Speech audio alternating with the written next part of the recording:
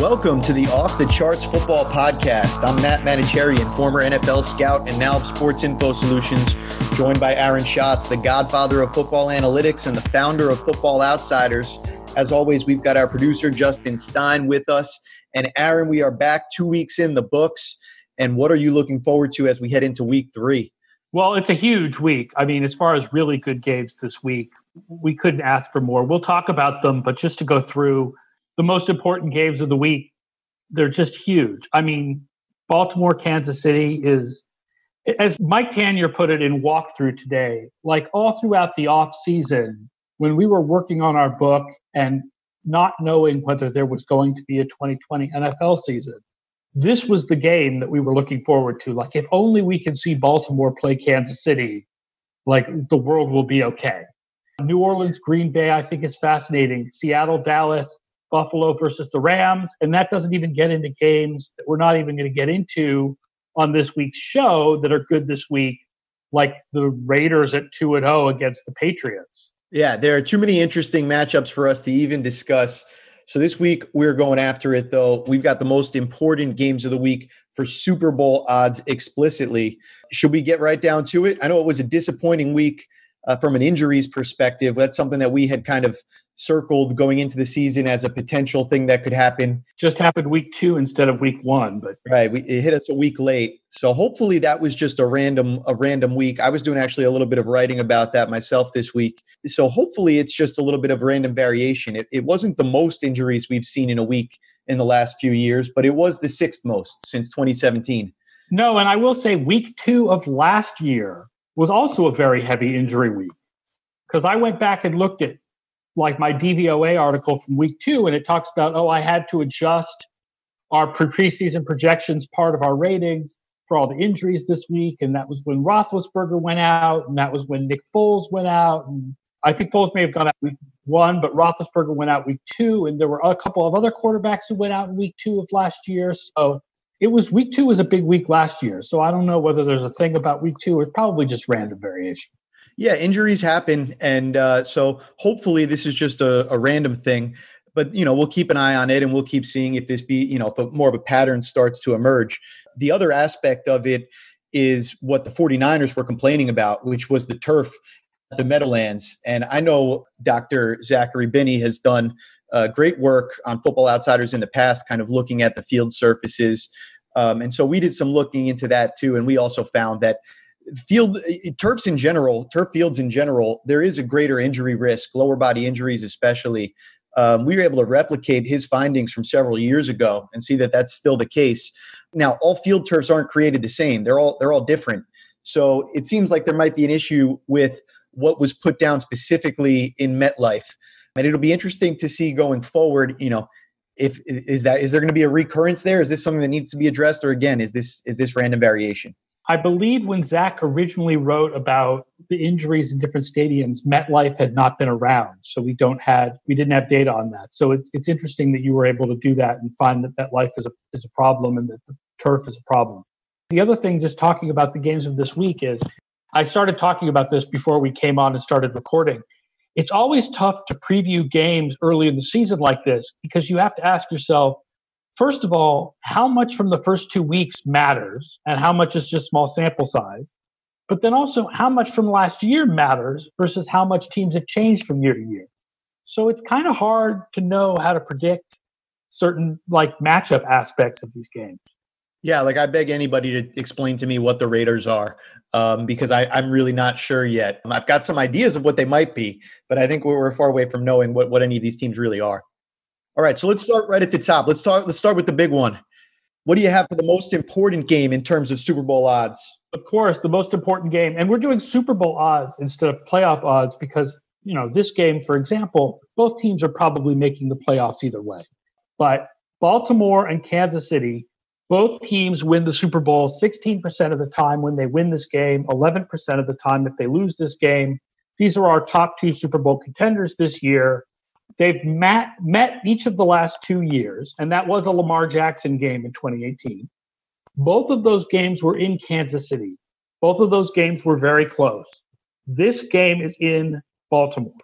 So you immediately think right off the bat, there's an advantage there that they're playing in Baltimore, crowd noise or not, being the travel there and the advantage that you see in both of these teams when they're at home. Jason Lisk looked, I think he's at teamrankings.com now, look and said for the first 2 weeks, home field advantage looks like it's basically even with what it's been the last couple of years, like it's not particularly low. So yes, I do think that that's an advantage for the Ravens. And then, normally we think Mahomes, there's nobody in the league with an arm like him and what he can do passing the ball. But we touched on this last week. So far this year, nobody's been more efficient through the air than Lamar Jackson. He's got 18 passing points earned on just 49 pass attempts through 2 weeks. So there's other guys out there with more volume. But in terms of the efficiency, nobody's been better than Lamar. I think this game just shakes out as a fascinating matchup. Both teams offensively, I think, are just impossible. But the matchup that I do look at is on the defensive side of the ball for the Ravens. Their two corners, Marcus Peters and Marlon Humphrey, already two of the top 5 defensive backs in points saved this year. And I think if offensively, while they're two different flavors, it might be a wash. I think I give advantage to Baltimore on the defensive side of the ball. I agree with that, although it's interesting to see what their strategy will be. Now, from the Chargers, right, you get this idea that because Mahomes has had trouble with the Chargers for a couple of years now, and, the Super Bowl obviously won the Super Bowl, but had trouble with the 49ers for a while in that game, that those Seattle-influenced cover threes are maybe the best defense to play against Mahomes. That is absolutely not what Baltimore plays at all. And Baltimore loves to blitz more than anyone else in the league, or at least last year they blitzed more than anyone else in the league. And Mahomes has been better against the blitz than he has against a regular pass rush for 2 years. So do the Ravens change their strategy to fit Mahomes? Yeah, that'll be interesting. See, I think one way or another you want to get after him, and you could do it by kind of emulating that strategy that the Chargers brought. I think at the end of the day, if whatever way you can manufacture pressures, as you mentioned, the Ravens tend to get their pressures by having guys that can cover on the back end and sending numbers at the quarterback. Towards the end of this game, Mahomes was really having to put the team on his back. They were not protecting him very well. I don't have the blown block totals pulled up in front of me, but I think just from the naked eye, it was easy to see that he was feeling like he had to really rescue the team from a lot of trouble, oftentimes by himself, making throws on the run and all kinds of craziness. I do think that it would behoove the Ravens to try to continue to find ways to make life hard for that offensive line, because if that happens, even Patrick Mahomes, I think you can see a guy like him will dip in efficiency. He is human. He's not very human, but he is human at the end of the day. So I think it's got to be that you keep attacking that piece with Mahomes. I don't think you're going to do much, by just trying to drop back and cover those speedy receivers for 4 or 5 seconds. I do wonder about covering over the top against guys like Hardman and Hill without Earl Thomas in town. That was certainly a question coming in. So far, it's been good. Yeah, they've been good so far back there. They're very. I mean, it's like a very, very small sample size, but they're strong against passes to the deep middle so far this year. We'll keep saying it as we get through the early part of the season. Small sample size, small sample size, small sample size. I think when the Ravens are on offense, my biggest worry here for the Chiefs would be that their run defense just isn't good. It's just not something that they have concentrated on in building their defense. Linebacker is a weakness for this team. Their best defensive lineman, Chris Jones, is definitely a pass rusher first. And Baltimore is not a team where you want to be weak against the run. Yeah, not at all. And so far, they picked up right where they left off last year. Teams have kind of ganged up and tried to stop their running game. And as a result, Lamar Jackson's made him pay with that efficiency that we talk about. No Marshall Yanda, no problem so far, though, as far as keeping the offense moving on the Baltimore side of things. No, they've done well without him, Dave. But Houston is not the best defense in the league, and Cleveland is definitely not the best defense in the league. But neither is Kansas City. So, we still are not going to have seen the Ravens against a strong defense. I guess Washington might be a strong defense. It's hard to tell whether Washington is a strong defense or Philadelphia is just a bad offense. Other than that, we won't have seen the Ravens against a really strong defense for quite some time until they play the Steelers in Week 7. Here, and to tie this up, I'll add some numbers on the Chiefs' offensive line. We've got Mitchell Schwartz with 5 blown blocks through 2 games. much as we love him, that ties him for third in the NFL for most blown blocks. And then right behind him on the list, there are a bunch of guys tied for third. So he's not. That's the third year of this. It is very strange. The Mitchell Schwartz thing is very strange. And I will fully admit to feeling awkward talking or writing about it because, like, Mitchell Schwartz is one of the few NFL players who actually follows me on Twitter. But we all acknowledge how good he is.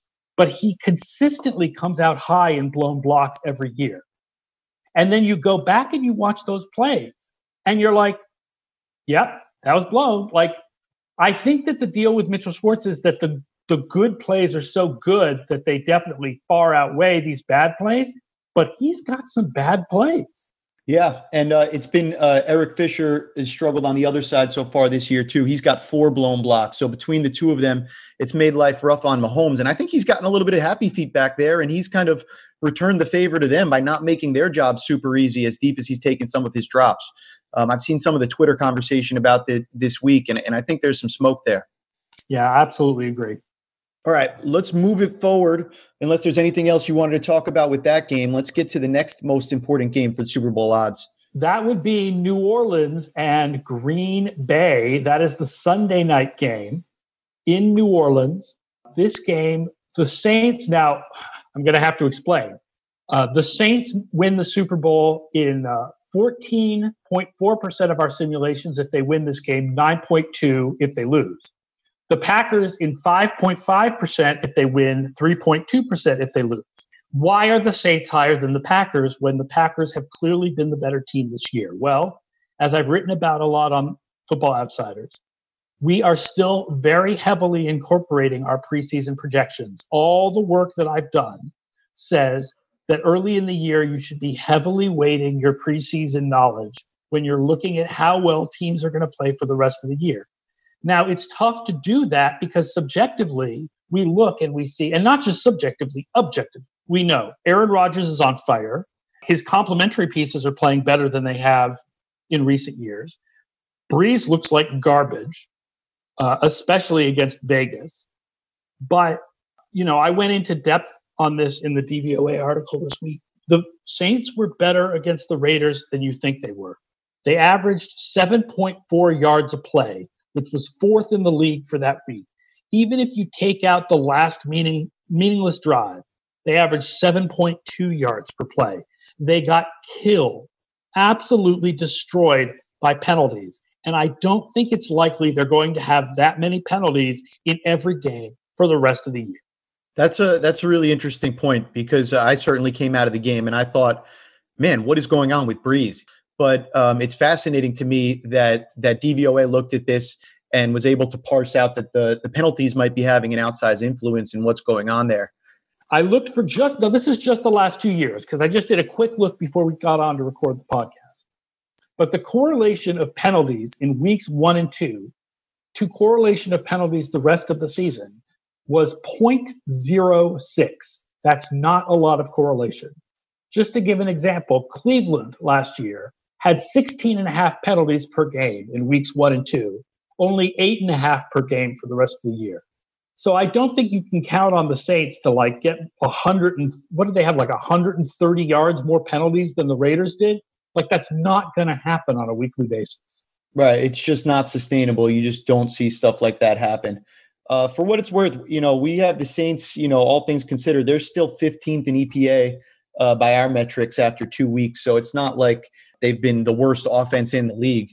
And does that include penalties in the EPA calculation?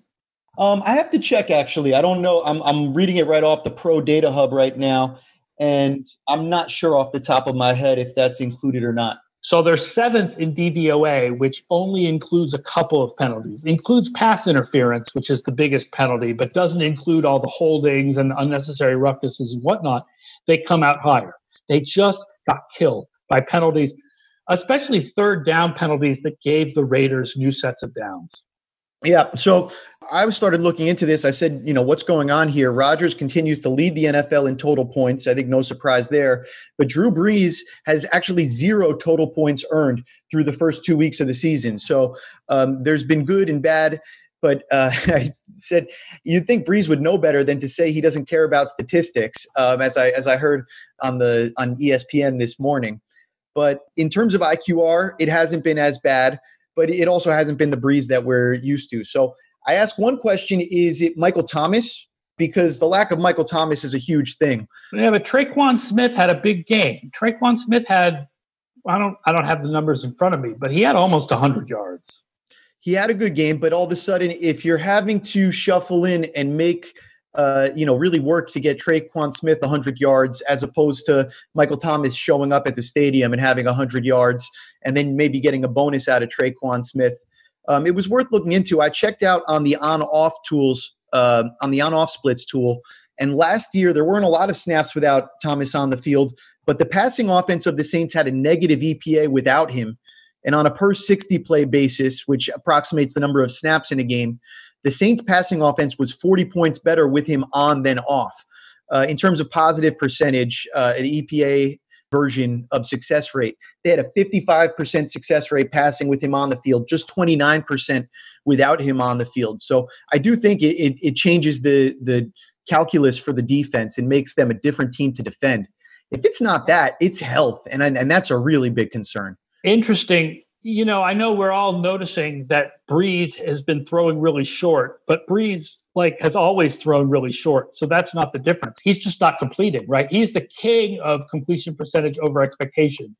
And this year, his completion percentage over expectation is close to the worst in the league. He just looks noodle arm. The thing is, I don't know, can we make a definite decision that he's cooked after 2 weeks? Is he definitely toast, or can he come back from this? There have been quarterbacks who've had bad starts and come back from this. Yeah, I don't think he's toast. I mean, we're not seeing late Peyton Manning quite yet. I don't know. It looked a little bit like it, but then when you look at the actual performance on the field, what it looked like to your eyes and what it actually looked like as far as yardage and moving sticks were very different. They were moving the sticks. They were getting yardage. They were just getting set back by penalties. Yep. I love the point that you made about the low ADOT not really being a different thing for Drew Brees. It's been the low completion percentage over expectation, relative to the ADOT, that has been just upside down for him. The other thing I think is they need to do a lot of Kamara in this game. Green Bay has been susceptible to the run so far. They haven't even really played the strongest running teams. Detroit is not a strong running team. Minnesota is, I guess, but I think you can probably, Kamara was doing well against Vegas. I think you can see a good amount of Kamara in this game. It's interesting. I just pulled up on the leaderboard. I'm looking for the Packers run defense on the run total points leaderboards. And yeah, they're down at 28th. So you're absolutely right. They have been, if there's been one part of their team that has been susceptible, it's been that. Fortunately, they've been playing from ahead. So it hasn't been as big a deal for them. SISBets.com is back for 2020, and if you didn't make use of it last year, you missed out on easy money. SISBets.com is an advanced prop betting information tool powered by Sports Info Solutions. With it, you can leverage the power of our proven projections models to find value against the odds. You're never more than a few clicks away from knowing whether your favorite wide receiver is likely to score a touchdown this week, or whether a quarterback that you have your eye on is likely to go over or under his completions prop. Just choose the bet type, the player, and the money line to see the SIS Bets recommendation. SISBets.com is available for just $9.99 per month, so it easily pays for itself, and that price covers both football and baseball. That means you can also take advantage of our most popular bet type, home run projections, which our users rode to a very solid 12% ROI in 2019. Sign up at SISBets.com. All right, let's move on to the next game. And I feel like we're going backwards in time. We did 8 o'clock Monday, then 8 o'clock Sunday. Now we're going to do the featured 4:30 game for Sunday. And that is the Dallas Cowboys at the Seattle Seahawks. Seattle wins the Super Bowl 9% of the time with a win, 5.4 with a loss. Cowboys 5.2 with a win, 3.3 with a loss. Let Russ cook has worked so far this year. But nobody cooks like the Dallas Cowboys, who have the number one situation-neutral pace in football and the number one total pace in football. They run lots and lots of offensive plays. Yeah, I remember not that long ago being in Jerry's world, seeing these two teams play a playoff game and wondering if one of them would ever throw the ball on first down. If anybody would try to win the game in the playoffs just a couple years ago. And now all of a sudden, as you're saying, they're letting Russ cook. The Cowboys are cooking even more. And this has all the makings to be a really exciting matchup. Russell Wilson, number 2 in both IQR and in total points so far this year. He's at the forefront of the MVP conversation, and absolutely deservingly so. You've got to like what the Seahawks have looked like so far this year. The Cowboys were, I think, lucky to escape from their last game. I think anybody would say that. They were lucky to escape with the win there. But this should be a lot of fun. Yeah, and especially because the weakness of the Seattle Seahawks team so far this year has been pass defense, which I think we knew going into it, even with the addition of Jamal Adams. They're 29th in pass defense through 2 games. And so Dak Prescott's going to be able to sling it to his receivers. And they've used so much CeeDee Lamb. I saw where CeeDee Lamb has more yards and targets than Gallup at this point. So they go 3 wide, and you've got to cover all 3 guys. Well, I will say that. I think that's huge. We've got the Seahawks 30th in pass defense points saved. We got the Cowboys in 32nd in pass defense points saved. Both teams, I think, have been susceptible, to say the least, when it comes to their secondary. That's interesting because we have the Cowboys do a lot better in DVOA against the pass. They're actually 18th in DVOA against the pass. I wonder what the difference is. Yeah, that's interesting to look at. Some of it might be the amount because like a per play stat versus a total stat because the Falcons threw on them so much. Right. Yes, absolutely. It's there. This is a total value statistic versus per play based statistic. Right, because the Cowboys games have had so many plays in them. And I mean, nobody's passed more than against the Seahawks, who faced 98 pass attempts in 2 weeks. And I'll also point out, by the way, that they may do better in DVOA than they're doing in points saved. But either way, injuries have cost them 2 of their top 3 cornerbacks. They're going to be without 2 of their top 3 cornerbacks against Seattle. So the Dallas pass defense does not look like it's in a good place. And where I look at the Cowboys and their health is up front. I still think, I don't know if they missed Tyron Smith that much last week, but I think they really need Tyron Smith to play against the better defenses in the league. I think I wouldn't want to go into a game against Seattle without him. And I think that's a big thing to keep an eye on there is his health and just the ability for their offense to kind of get unshackled by having to cover up for that position. And often both tackles, as has been the case so far this year. Absolutely. Whenever you look at past numbers of Ezekiel Elliott when he plays and doesn't play for the Dallas offense, what you're really looking at are usually numbers of when Tyron Smith plays and doesn't play. What else are you looking forward to in this one?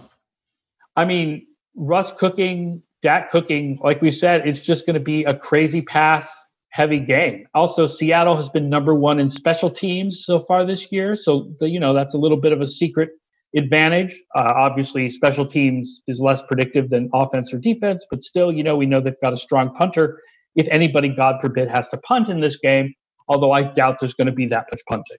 And just to corroborate your point here, Tyron Smith, the Cowboys, like 0.19 EPA per play better with him on the field than off the field in 20. Yeah, he's important.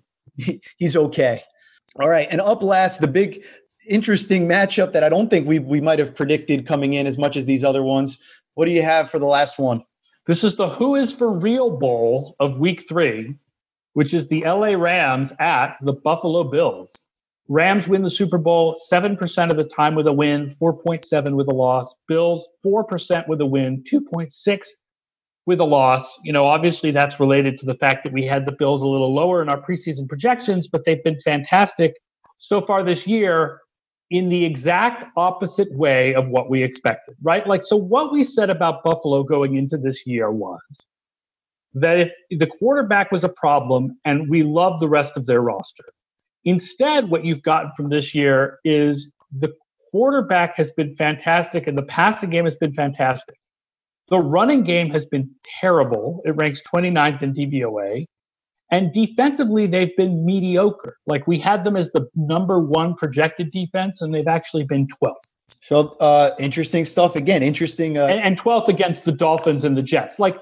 we look at, I'm sorry to interrupt you, but you look at Josh Allen and how well he's played, and then you forget, like, they only beat Miami by 3 points. They kept letting bad teams hang around these first 2 weeks. Josh Allen, I've had every Bills fan that I know come at me this week and say, are you ready to come around on Josh Allen yet?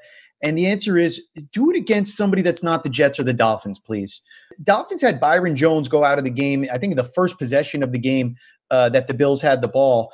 And they never had an answer. They sat in cover one the whole game, and the Bills just threw a million deep over routes. Or Noah Igbenahini, or however you pronounce his name, was not ready for prime time. Yeah, it was a rough game for them. Our guy Nick Needham had a couple of penalties called against him as well. And I'll give credit where credit is due. Josh Allen was dropping dimes. He was making those throws that you saw. I go back to seeing him down at the Senior Bowl, which was the first time I ever saw him in person. And when he would make some of these throws, it looked beautiful. The way he could throw the ball, the way he could just cut it through the air. It was a beautiful thing. Now, the problem has been consistency. And completing a few passes does not make you consistently accurate. So I want to give credit, and I want to not be too much of a hater. Second most passing points are, and that's not total points, just specifically as a passer through 2 weeks. He's second in air yards, so it's not just been dink and dunk and other guys run with it. He's been completing yards down the field, and he's been eighth in on-target percent. So it's not just completion percentage. This is actually making on-target throws. Accurate throws that in a position for the receiver to make a play with the ball.